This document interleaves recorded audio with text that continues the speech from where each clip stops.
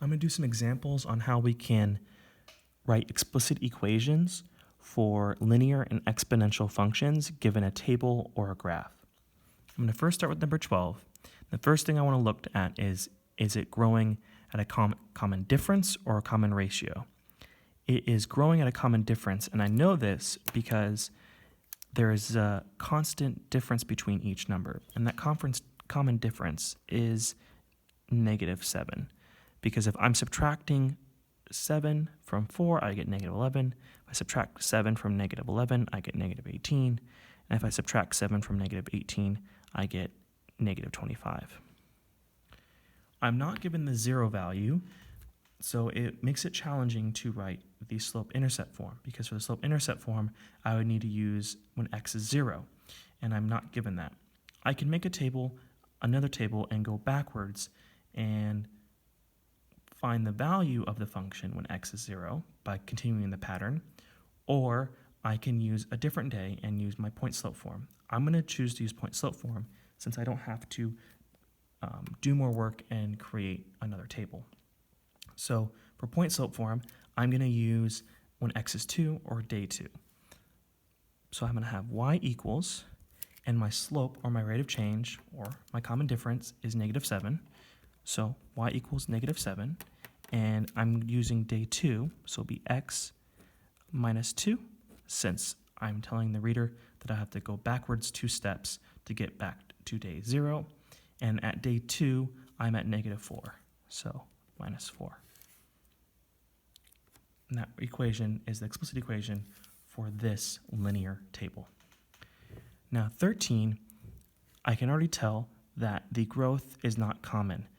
There's a bigger jump between 2 and 10 than there is from 2/5 to 0 to 2, and there's a between 2 and 10 is smaller than from 10 to 50. So I definitely know it's multiplying.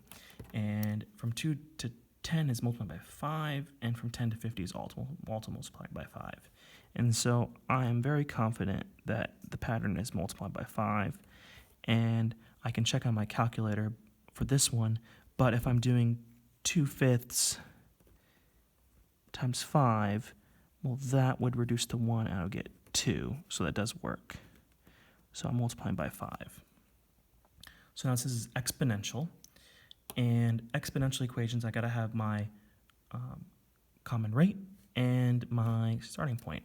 Well, I'm given my day 0, my starting value, and so I can use that. So y equals, and I have my starting value, and so my starting value is 2. And since this is exponential, which is repeated multiplication, I am going to multiply it by my rate, my common rate, which is 5. And the 5 is the thing that's happening over and over again, and it's exponential. And to show repeated multiplication, we use exponents, and so I'm going to use to the power of x. I do not need to use x minus 1 or x minus 2 or anything like that because I'm using the starting point at 0. So I don't need to do x minus 1 or minus 2, I just need x. And now that models the growth of that table. So now let's look at problem 16. So it is a line, so that should trigger in my mind right now that I know that it is linear. Now I got to identify the starting point and the slope or the common difference. So my starting point, I can see that right here where it crosses the y-axis, and that is at a value of 2. So my y-intercept is at 0, 2. And now my slope. So I want to make a slope triangle, and I have a point there, and so I also have a point where it crosses here at the x-intercept.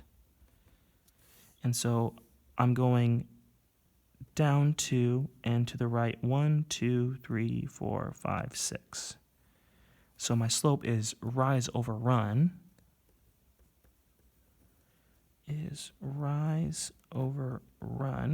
And in this case, my rise is -2 and my run is 6. So I have all the pieces I need to write my equation. I have my slope and my starting point.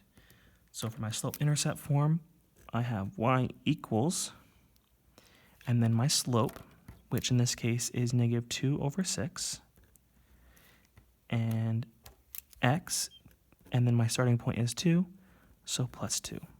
Now you could simplify that slope to, if you wanted to, if you would prefer to write it as a negative 1/3, you could have